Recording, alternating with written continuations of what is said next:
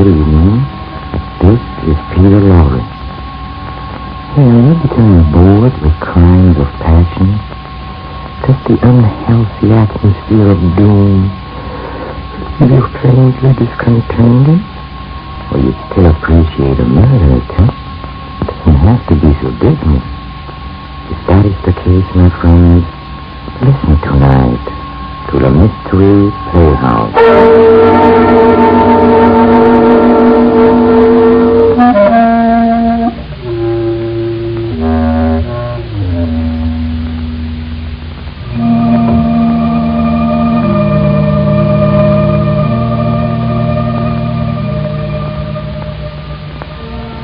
See, I know a young couple, an extremely normal and happy pair, who apparently have nothing better to do than to become aimlessly involved with murder and the like. They seem to flit from crime to crime with a happy and preoccupied abandon of children on a picnic, gaily rubbing elbows with a grim reaper, and probably exclaiming when someone remonstrates with them, "Well, isn't everybody?" So tonight, adding an ingenious domestic touch to the usual Mystery Playhouse fare, we acquaint you, or reacquaint you, as the case may be, with Mr. and Mrs. North. Remember? Well, we come upon them, or rather Mr., as he's about to answer the phone. A routine he's evidently been through many times lately. Hello? No, I'm not Pamela North. He hung up, as usual. Maybe I better practice up on my falsetto. In a hurry this time. Hello? I am not... Dead. Oh, the door. Maybe he didn't believe me. No, I'm not Pamela North. Well, of course not. I am. Hello, Pam. Oh, I'm glad to be home, darling. Wasn't the reunion fun? It was awful. Everybody sat around noticing how much older everybody else looked. Postmortems, huh? Mm-hmm. Darling, is there a man in your life? Of course, dear. You. There must be somebody else. Because I'm pretty sure I haven't been calling myself up and asking me if I weren't Pamela North. Darling, you're not well. I'm in perfect health. Listen, some goon has been phoning every hour and asking for you. As soon as I convince him that I'm not you, he hangs up. Oh, that's funny. Well, it's reasonable enough, I but... wonder if it has anything to do with the little man. What little man? The one who followed me home. Maybe I should have asked you about the men in your life. Frightened me, darling. The street was so dark and he was so gray, sort of, and indistinct. I ran. Did he run after you? I don't know. I would have. You did. But you slowed up for me. Oh. You answer it. I wouldn't want to disappoint him again. All right, darling. Hello? Yes, this is Pamela North. What you... hello? Yes. I know, he hung up. Probably thinks it's good, clean fun. You know, darling, I am getting scared. Nothing to get scared about. You're beautiful and... Come here to the window. All right, darling. Wait. Is that your little man coming down the street? Yes, sir. He's looking up at the house numbers. I thought he was only a nasty little old man, but... Come away from the window. What are you going to do? Call the police. Oh, I may just be imagining things. Yes. My imagination can't be that vivid. Maybe in a car backfiring. Oh, no, those are shots. I'll take a look. Jerry, don't you go near that window. Relax, darling. No one could see me up here. Funny. What is? Street's deserted. The little man? He's gone, too. Maybe that was a car backfiring. At any rate, most people would think so. Darling, we've heard guns being fired too often. Well, whoever fired those shots isn't there anymore. Neither is your little man. I sort of suspect he disappeared from our lives. I hope. That is our doorbell. Let's make believe we're not home, Jerry. It might be important. That's what I mean. I'd better see who that is. It's silly being terrified by nothing, Pam. Hey, you can answer the door if you wish, darling, but I'm going to keep right on being terrified. Well, if you insist. Oh, no, I'm going with you. I want to be terrified in company. All right, but get over to one side. I'm going to open the door. All right, darling. It's the little man. So it is.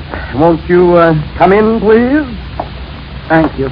Shut the door, darling. Uh-huh. You... Come on, North. Yes, I am. Jerry, he's ill. Not ill. Please, let him speak. They will kill you, Pamela. You need a doctor. You better not bring yourself by speaking. Must speak. Don't need doctor. Must speak. I had them Red Line Bar. Killed Pamela North. What? He's gone. I've got him. He collapsed suddenly. Hot for us. I'll lay him down here on the sofa. Get his coat open. Shall I phone for a doctor, darling? No. There's nothing a doctor can do for him. Dead? Chest full of bullets. Yes, he's dead. Oh, poor little man.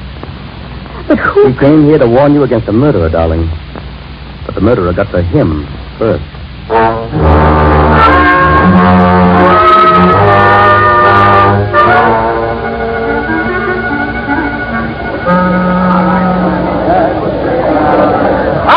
All right. Get the stiff out here, boys.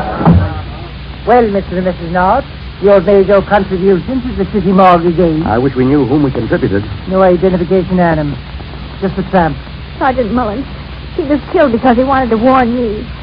And I ran away from him. Easy, darling. You couldn't have known that. But who would want to kill you, Mrs. North? I don't know. Jerry and I have helped catch a few criminals. I don't think it's that. Otherwise, they would have been gunning after both of us. The little man said the plans were to kill Pamela. And the man who kept phoning asked for Pamela North. Wanted to make sure she was here, and then he was going to come around and... ran into the little man. He must have recognized him. Shot him. But the little man remained alive long enough to... To what? He didn't mention no name? No, Mullins, no name. That's too bad. And who do you got in the house? Oh, that's not much use. Pam and I can't live indefinitely under police protection. Well, what are you figuring on doing? Remember what somebody said once, the best defense is a good attack? Well, that's what we're going to do. How? Pam and I are going to have a drink. This ain't no time for light refreshment. At the Red Line Bar.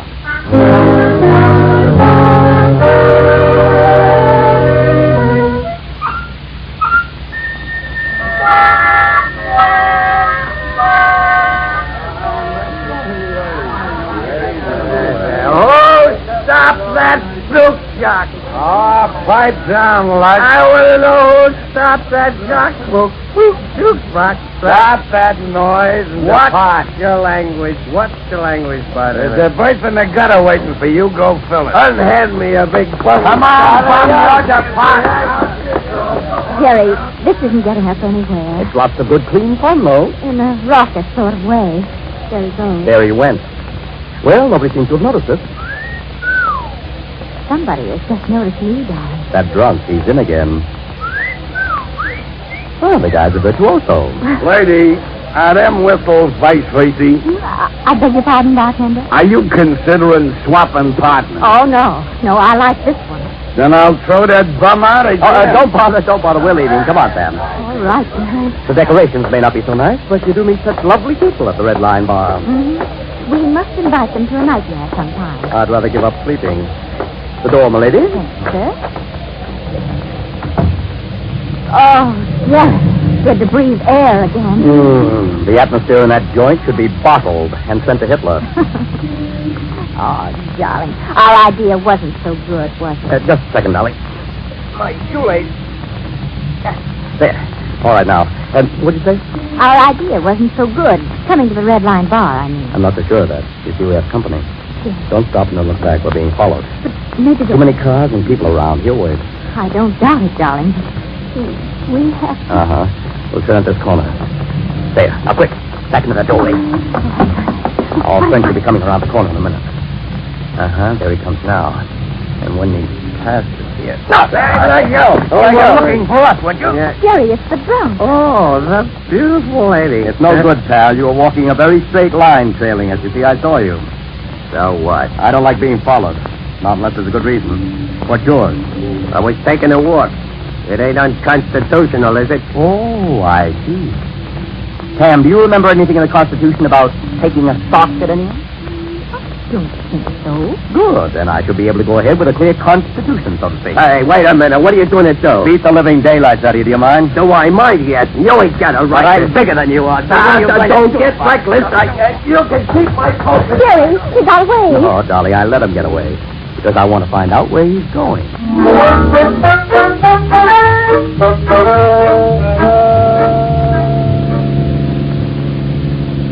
Very clever of you, darling, to have a taxi waiting outside the bar for us. I thought we might need one in a hurry, so I gave Mahatma his instructions. Right, Mahatma?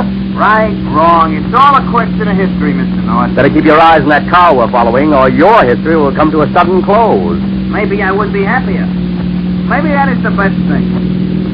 As I sit here listening to the quiet ticking of the meter, I say to myself, Mahatma, whither art thou blowing?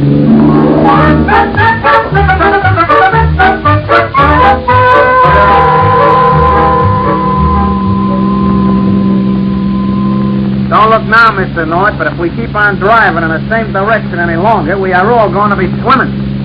Jerry, isn't that the Atlantic Ocean? Sorry, I'm afraid it's only Long Island Sound. Careful, Mahatma, he's turning off the road. I better stop. There's a gate up ahead, darling, in this wall to our left. Must be an estate. There he goes. Through the gate. Gate swung to behind him. Let's take a look up close. It's a nice night. Cold. Jerry. Is that a horse or a dog? On the other side of the gate, thank heaven. Darling, we're not going in. It is too late to visit. That mailbox on the side of the road. At least we'll find out who owns the joint. Let's see. Douglas Grant. Douglas Grant? Jerry, I know who he is. Name seems familiar to me, too. But better get back to the car. And away from here. I don't want that dog to go around when he wants to speak. All right, Jerry. No, I can't understand why Douglas Grant should want to kill me, darling. Well, we've no real indication that he does. All I did was witness his marriage to Joan. It was an elopement, Jerry, and terribly romantic.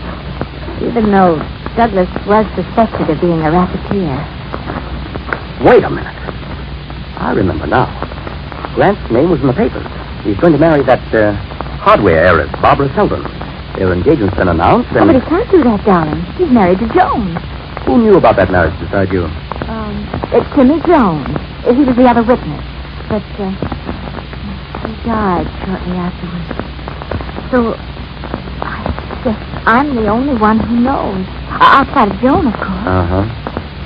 Darling, were you fond of Joan? She was a very good friend of mine before I married you. Why, dear? Because I've an idea that Joan is among the missing.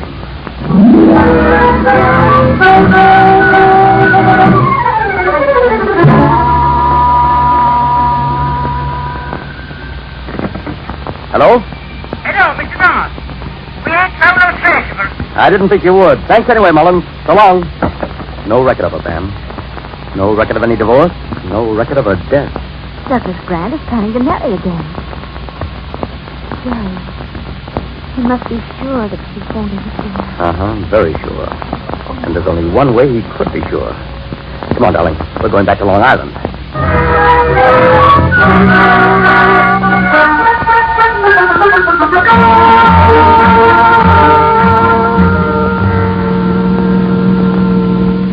This section of the country please you, Mr. North? It's all right. Pam, have you got the liver? Pounds of it. He would have a great day. It took every ration point I had. Never mind. We'll eat spinach. Here's the joint again. Pam, you stay with Mahatma. I'm just going to take a look around. Let me have a little brief. Here, darling. But are you sure it's safe? I'm not going to interview Mr. Grant. Not just yet. Mrs. North, suppose that dogs don't like liver.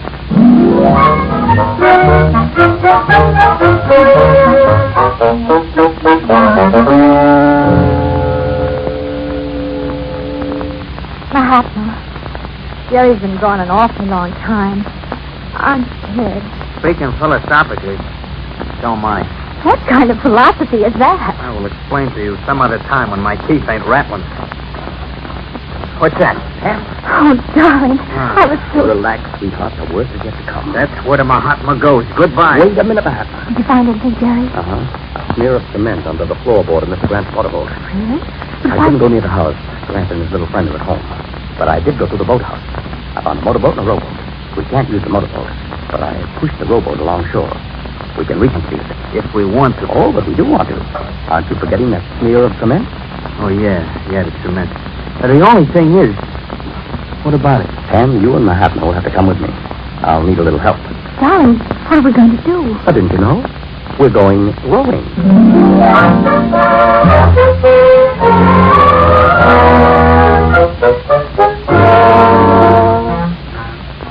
One more shove, Mahatma, and we'll have this thing afloat. One more shove, and a Mahatma will be flat on its kipper. Never say die. Come on. There. That's floating. For how long? No kibitzing. All aboard. Darling, you know I love to go boating. But at midnight, It's a very fine boat. Columbus crossed the ocean in a boat like this. I'm not Columbus. Neither am I, but I want to go fishing. You ain't got no fishing rod. I'm not fishing for fish. I'm fishing for evidence. In Long Island Sound? Remember that cement. You should let me forget it. Plus one other thing, darling. Grant is planning to marry again for money. He wouldn't risk bigamy. That's why I spent half the day going over those charts of the Sound. I had a hunch, and the cement confirmed it. Get in, Pam. Easy now. There. How is it? Yeah. Climb in, Mahatma. Okay, but my philosophy don't approve. Wait for baby. There, we're all aboard. Jerry, darling, you know how big Long Island Sound is. Roughly. Why? And you expect to find anything beneath it? It's easier than that, darling. Grant wouldn't have dared cart his evidence around too long. He would have picked the nearest and deepest spot. That's where we're going.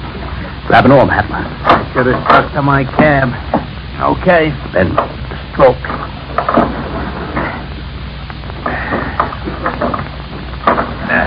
Golly, it's dark out here in the water.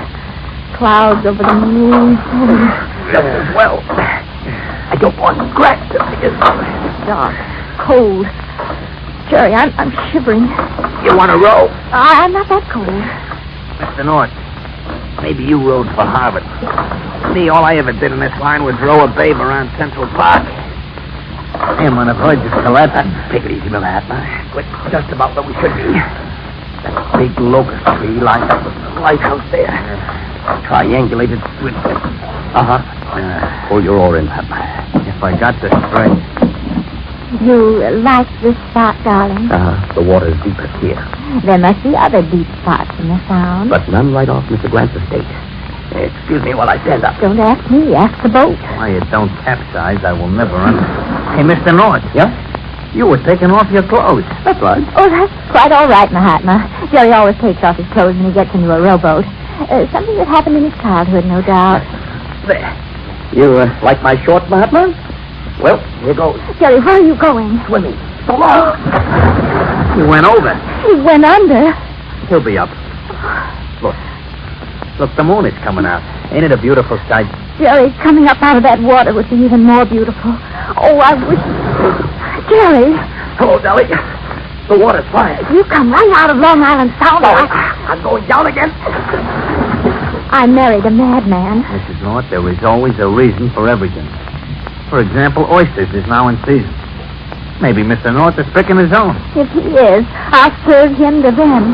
Don't look now, but he's surfaced again. Sit tight while I climb in.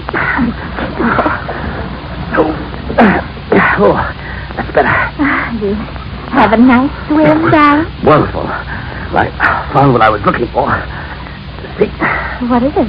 Looks like a piece of silk that might have been ripped off a dress. It was ripped off a dress. I ripped it off. A dress. Under there. Yes, darling. And Joan Grant is inside that dress.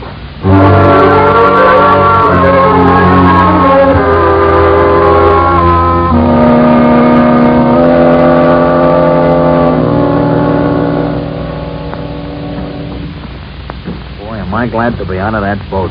So am I. Oh, Jerry, it's dreadful. Not pleasant. See, we left our taxi so far away. If Grant spotted us in that moonlight. Jerry, Grant killed her, didn't he? I suspected that when I saw the cement in his boat. It's a common practice of gangsters to get rid of a corpse permanently by encasing its feet in a solid block of cement and dumping it into a river or... Or the Sound. Oh, Jerry. Joan was such a lovely, gentle girl. Oh, now, Pam. At any rate, I rather think Grant's jig is up. You're being a little hasty, aren't you? Douglas Grant. Evening, Miss Blake. No. Be careful. I have a gun.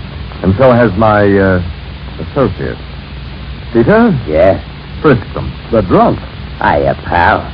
Keep the mitts up. The, moonlight betrayed you, Mr., Oh, Pamela, won't you introduce us? Jerry's my husband. Gerald North. Oh. Well, congratulations, Mr. North. You make a very handsome couple. Too bad, isn't it, that your marriage no longer has any future?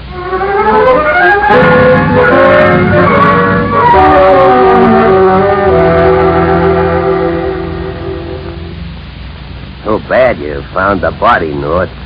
Because I think the boss is out mixing a lot of cement for the three of you. Help him kill his wife, Pete? Nah. I was passing a little time in the state pen at that moment. Then why get involved in a murder rap now? You want to tell me a boogie story? No. Pete, you know who we are? Yeah, amateur dicks. We work with the police. So what? They've got a detective tailing us ever since this case began. That's a lie. I was tailing you myself the night after the bum got his. There was nobody else on you. Are you sure? Well, where are they? They'll be here.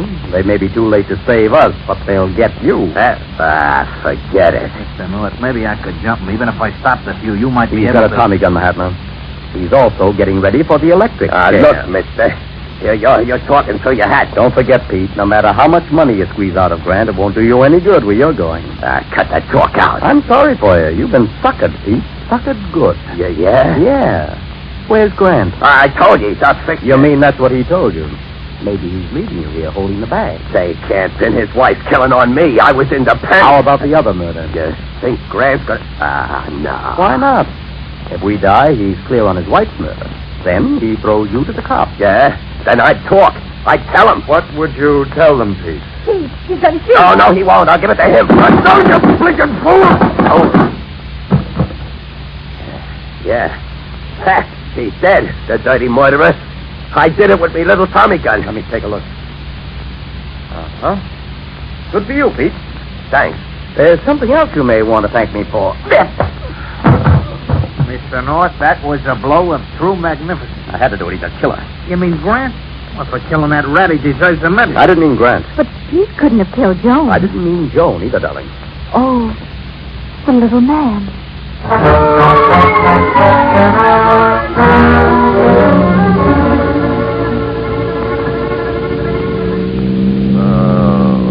Pardon me, folks, while I massage him once more. He will now remain unconscious a while longer. Nice going, Mahatma. Jerry, I knew you were working on Pete psychologically. That's why I screamed that Grant was going to shoot him. You did it very well, darling. But how do we know Pete killed the little man? Well, for one thing, because we know Grant didn't. Oh, we do. Of course. Grant called you by your maiden name, Pamela Blake. He didn't know you were married.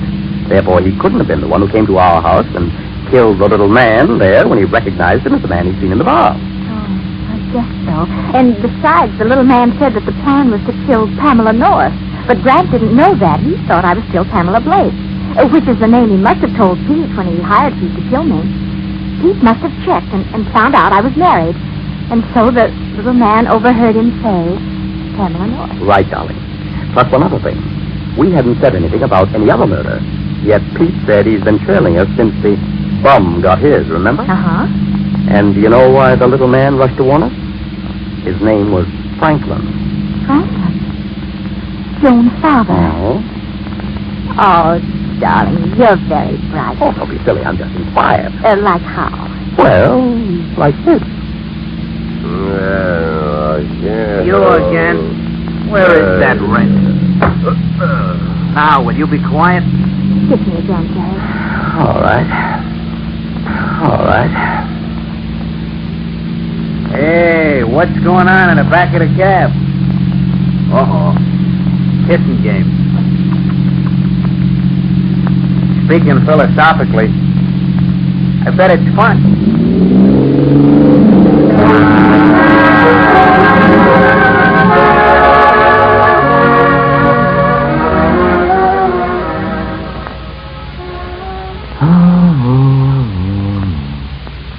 Love.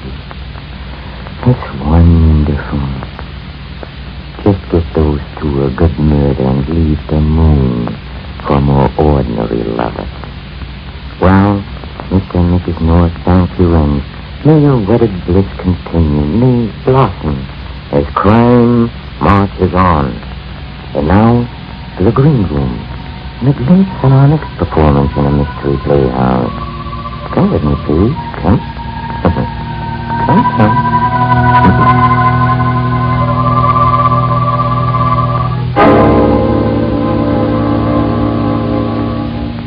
Why can't I go, Ella? Oh, my dear child, you're much too young to handle business matters. Oh, I was 67 last month. You're still my baby sister. I have qualms every time I send you around the corner to the store. You could hardly expect me to send you on an errand like this. Well. Listen to me for a minute. Yes? I want you to wait here in the house for me until I return. Yes, of course. You're not to answer the doorbell if it rings. I understand. I shall bring the food back with me. All right. I never intended to break my vow and leave this house. But for your sake and mine, I must. Why? There's some important reason why we've not received our allowance. I'm going to see Mr. Douglas and find out.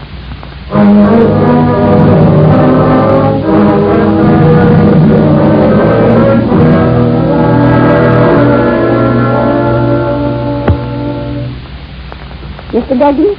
Yes? I came here to your home for only one reason. Our allowance. Well, My sister and I have not received any money from you in the past 4 weeks. yes, I know that, Miss Crawford. Well? I've been meaning to drop around and go over the entire matter with you. What do you mean? Well, I have some rather shocking news for you. What is it? You haven't any more money.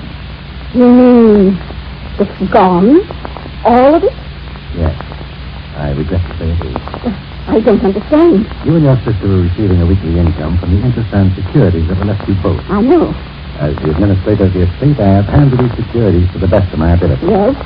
Unfortunately, the companies that you held stock in were non-essential industries.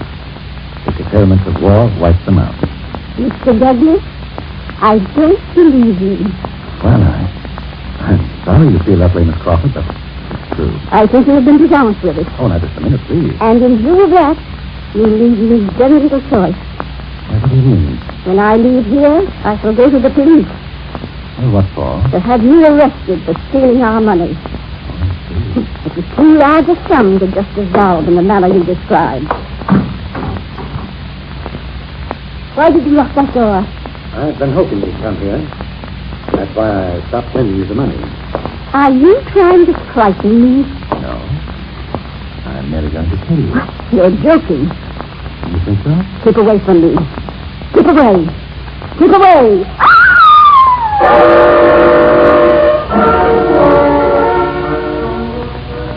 Say, that doesn't sound too good for that poor old lady, does it?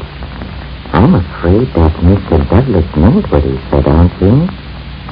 Well, try to be in the seats next time for the rest of this exciting story.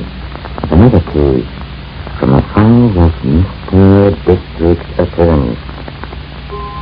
This is Peter Lorre closing the door of the Mystery Playhouse. Good night. Sleep tight.